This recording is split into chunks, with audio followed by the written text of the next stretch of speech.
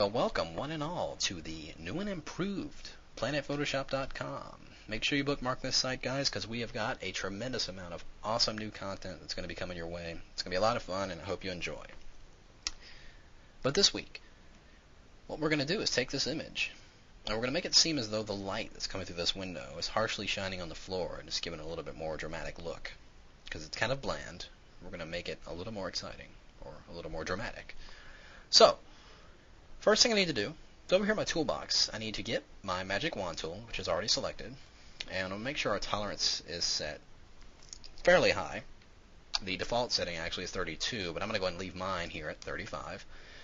And I'm going to come down in here into my layer, just click inside the area of this window here, and I'm going to hold down my shift key and click and select the other areas. And that way we get all of the windows selected. And with it all selected, I'm going to hit my Command or Control J, copies that area to its own layer. You can see right there. And we're going to go under Edit to Transform, and it just goes off screen, but trust me, it says Flip Vertical right here at the bottom. And it flips it vertical there. And I'm going to go ahead and reactivate this as a selection. Hold down my Command or Control key, and click on the layer icon there. And there it has loaded it. And we're going to go under Edit to copy. I want to copy this to the clipboard because we're going to bring it into another window later on, here in a minute. So with that copied, I'm going to deselect and actually turn off that layer. I'm going to turn on the original layer, and we're also going to create a new layer altogether, and this is where we're going to apply that effect onto this new empty layer. So the next thing I need to do is go under Filter to Vanishing Point. That's right, we're going to use the vanishing point. Now, for those of you who have never used it, or just never really had a need for it, here is an actual use for it.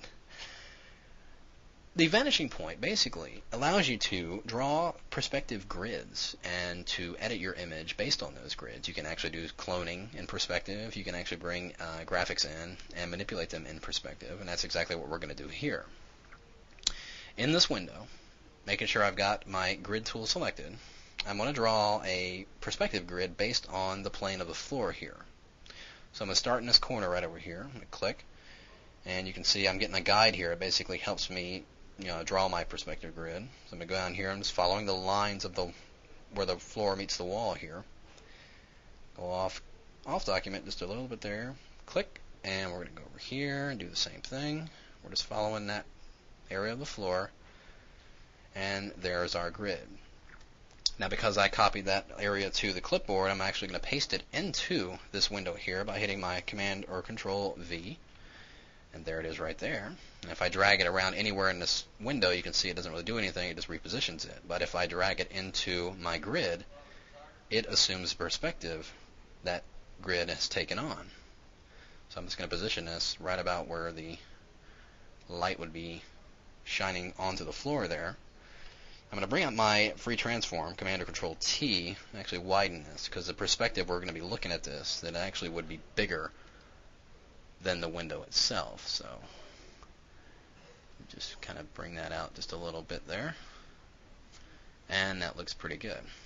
So once I've got it sized and the perspective looks good, I'm going to hit OK, and there it is on the floor.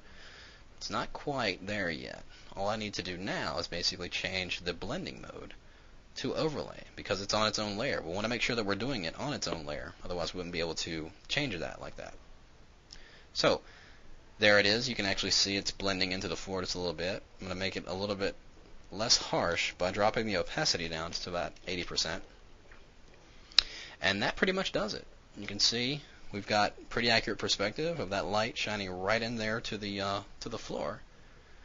And we just did that in just a few short steps, and we actually used it using the vanishing point. So I encourage you to give it a try, and have some fun with it. We'll see you next time.